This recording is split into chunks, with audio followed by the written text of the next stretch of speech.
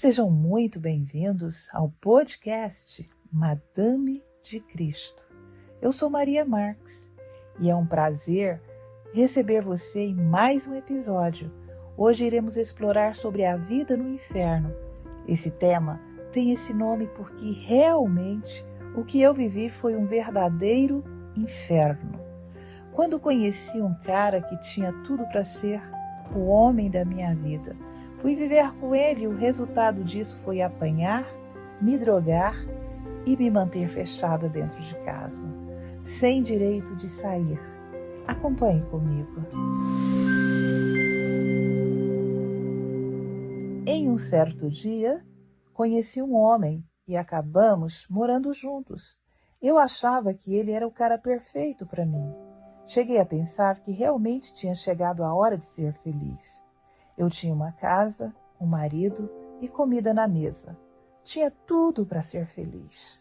Do nada, aquele cara se transformou, mudou totalmente e comecei a viver o verdadeiro inferno. Era só o começo de muito sofrimento. E eu nem imaginava o quanto esse relacionamento era tóxico e fazia mal para mim. Todos os dias ele bebia e nem precisava ficar bêbado para se transformar. Aquele homem que pensei que fosse ser o amor da minha vida me batia todos os dias e ainda me ofendia com palavras, sem contar as vezes que eu tive que ter relações com ele, do jeito que ele queria. Eu era forçada, sem o meu consentimento. Ele não estava nem aí para mim e para ele era uma coisa normal. Ele era tão frio que, após fazer tudo isso, fingia que nada tinha acontecido. Ele usava cocaína diariamente e aquilo era comum para ele. Como se não bastasse apanhar, eu ainda tinha que fazer as carreirinhas de pó para ele cheirar. Naquela casa tinha tanta arma e quando saía de casa, ele me obrigava a sair armada também. Ele tinha um receio muito grande do que eu poderia fazer com ele. Aliás, quem é errado e anda por linhas tortas sempre tem medo do que pode lhe acontecer. Com tudo isso, ele ainda era muito ciumento, chegava a ser doentio, e a essa altura eu já sabia tudo sobre a vida dele. Sabia que ele era um bandido e até mesmo que o seu corpo era cheio de furos de bala e que realmente estava sendo dominada por um homem muito perigoso. Ele não tinha medo de nada, a não ser de ser morto pela própria companheira enquanto dormia. E por não aguentar mais, realmente um dia planejei fazer tudo isso. Para mim, era a minha vida ou a dele. E nesse plano, depois de fazer tudo isso, eu fugiria para um outro país. Nem sabia se ia dar certo, mas pensei, o grande problema disso tudo é que não sei como, mas ele descobriu. Foi como se ele tivesse lido a minha mente. Eu nunca entendi.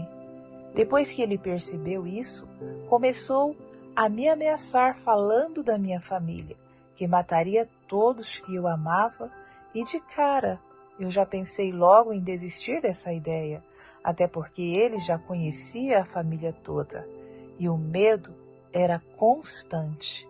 Eu tinha medo dele fazer alguma coisa, até porque eu já sabia que ele era um cara perigoso e calculista, e não estava nem aí com o que poderia fazer.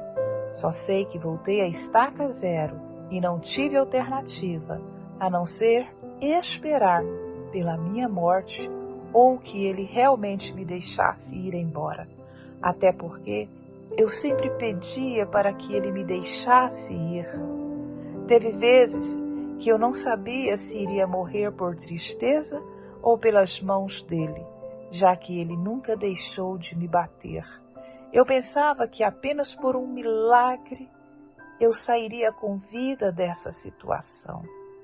Para vocês terem noção, até pacto com os demônios ele tinha, e sempre que íamos ao terreiro para ele fazer as oferendas dele, quando saíamos, do trajeto do terreiro para casa.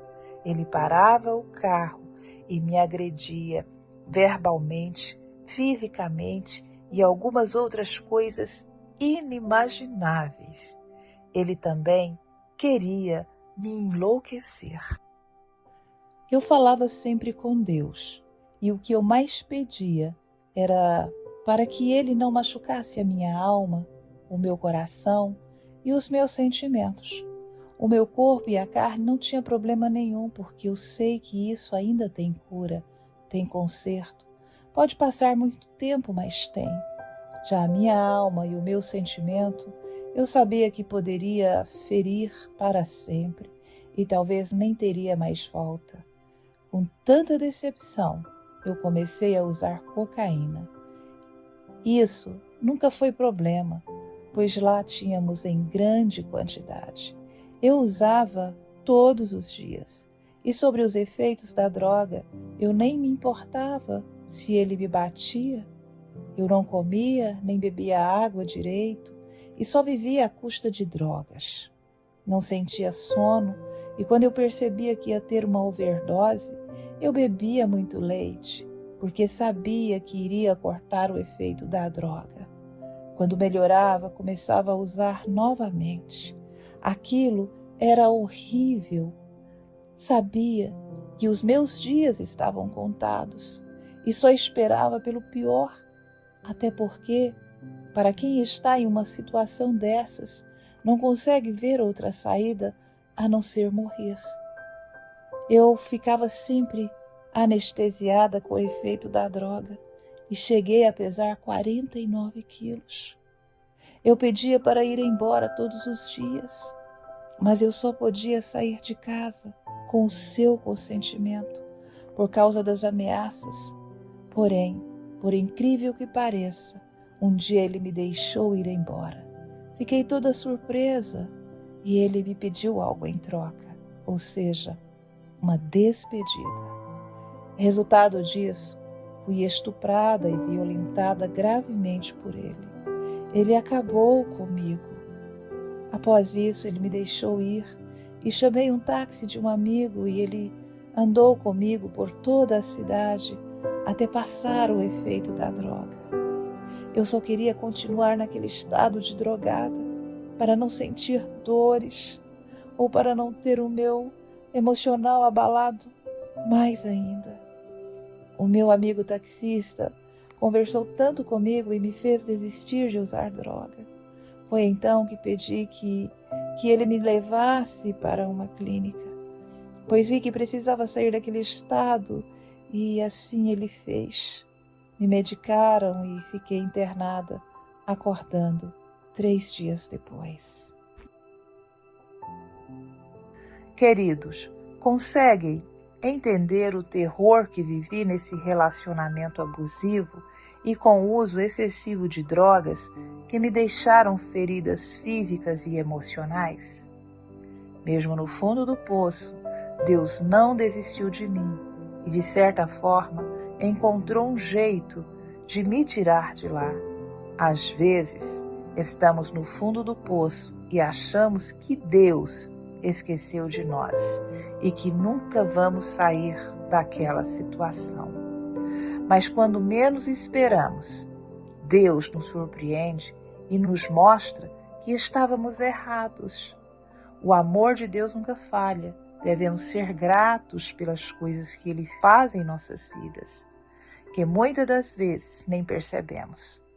Sei que ainda há diversas mulheres que ainda passam pelas mesmas coisas que passei, por abusos físicos, verbais, emocionais ou até mesmo se drogando.